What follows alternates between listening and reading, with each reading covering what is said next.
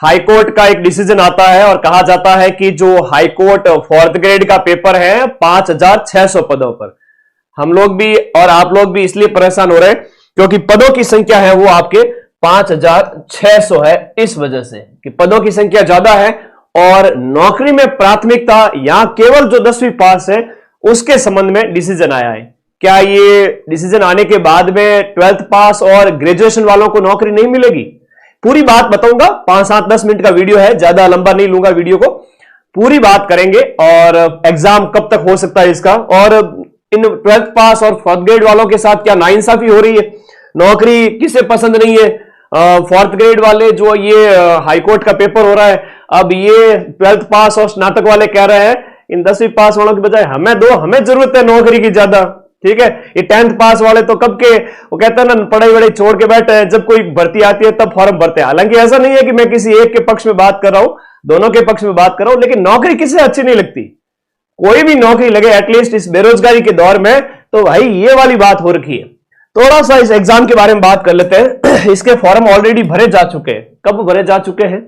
Form आपके जून जुलाई 2025 के अंदर फिल हो चुके हैं। जून जुलाई 2025 में भरे जा चुके हैं। बिना सीईटी की भर्ती है, 10th पास की भर्ती है, नेगेटिव मार्किंग इसमें बिल्कुल भी नहीं है। संभावित एग्जाम डेट मान के चलिए आपका जून से पहले, और जून से पहले का मतलब है आपके पास 4 महीने का टाइम है। ठीक है, पढ़ लो। और कितना क्या प्रभाव पड़ेगा इसके ऊपर अभी बात करते हैं, आपकी आंखें खुल जाएगी। 4th ग्रेड के पेपर की बात करें तो 85 मार्क्स के 85 क्वेश्चंस आएंगे, जिसके अंदर आपके हिंदी घोट के पी जाओ। हिंदी के 50 प्रश्न 50 नंबर के, राजस्थान कला संस्कृति और राजस्थान की बोलियां ये अलग से मेंशन किया हुआ है। तो इस प्रकार 25 क्वेश्चंस इसके हैं राजस्थान कला संस्कृति का, और 10 क्वेश्चन है वो अंग्रेजी के। 10 में से 5 भी कर लोगे तो भी सिलेक्ट हो जाओगे। इंटरव्यू अलग से रखा गया है, जैसे आरएस का होता है, जैसे आईएएस का होता है, जैसे बड़े बड़े प्रोफेसर एग्जाम्स का होता है, वैसे के वैसे। इंटरव्यू कितने नंबर का है? 15 अंक का यहां पर इंटरव्यू रखा गया। अब कह रहे हैं कि इस 15 अंक के अंदर जो प्राथमिकता देंगे वो किसको देंगे? 10वीं पास वालों को। बात को थोड़ा सा समझिएगा ताकि आप लोग परेशान नहीं हो, आप लोग थोड़ा सा इस बात को समझिएगा। जब मैंने थोड़ा रिसर्च किया इस बारे में, इसके पीछे तर्क ये था हाईकोर्ट का कि 10वीं पास जो लोग हैं जो पहले तैयारी छोड़ चुके हैं, ठीक है 10वीं पास कोई भर्ती आती है तो फॉर्म भर लेते हैं, या नए बच्चे जो है ना वो भी भरते, ऐसा तो है नहीं छोड़ चुके। लेकिन इनका तर्क ये है कि जो काम अपेक्षाकृत छोटे समझे जाते हैं, जैसे फाइलें इधर उधर करना है या चाय बिस्किट वगैरह नाश्ता वगैरह, या छोटे मोटे जो एक चतुर्थ श्रेणी कर्मचारी यानी पियोन के काम समझे जाते हैं, वो काम है वो 10वीं पास आराम से कर सकते हैं, ऐसा इनका तर्क है। ये लोग आराम से कर सकते हैं बिना नखरे किए। आप लोगों ने देखा होगा कि पशु परीक्षक का जब अभी कुछ रिजल्ट आया उसके बाद नियुक्ति जब मिली तो ऐसे ऐसे वीडियो वायरल हो रहे थे, मैं क्यों गोबर उठाऊं, वीडियो देखे होंगे आपने। तो ज्यादा पढ़े लिखे लोग हैं वो इस जॉब के लिए उपयुक्त नहीं माने गए इनके अकॉर्डिंग। ठीक है, और आप लोग कहोगे सर एक नौकरी मिल जाए बस वही हमारे लिए काफी है। तो ये डिसीजन हम बात करें, ये तर्क है इनका जो मैंने आपको बता दिया है। मेरिट के ऊपर क्या प्रभाव पड़ेगा? मुझे एक बात बताओ, जो 85 अंक का मैटर है, जहां पर आपको हिंदी पढ़नी है, जहां पर आपको राजस्थान की कला संस्कृति पढ़नी है, 75 नंबर तो यही हो गए, और उसके बाद 10 नंबर की अंग्रेजी है। और जब उसके बाद में ऐसा कठिन पेपर आएगा, कथन ए सही है, कथन आर सही है, ए आर की व्याख्या करता है नहीं करता है, उस समय ये 10वीं वाले आपके कंपटीशन में टिक पाएंगे क्या? नहीं टिक पाएंगे भाई। और इस 85 के अंदर जो अदर 12th पास है या ग्रेजुएशन वाले, वो इसके अंदर जो नंबर लेके आएंगे वो 70 प्लस लेके आएंगे। मैं दावे से कह रहा हूं 70 75 इतने नंबर लेके आएंगे, 70 से भी ज्यादा। और बाकी वाले जो 10th पास है वो बेचारे 50 क्रॉस कर ले, वही बड़ी बात है। हकीकत बता रहा हूं, जनरल वर्ग की अलग फाइट है, ओबीसी की अलग, ईडब्ल्यूएससी की अलग, एससी एसटी एमबीसी सबकी अलग अलग फाइट होगी। लेकिन हर एक कैटेगरी के अंदर ग्रेजुएशन वाले भी हैं, 10th पास वाले भी हैं। तो डरते क्यों हो?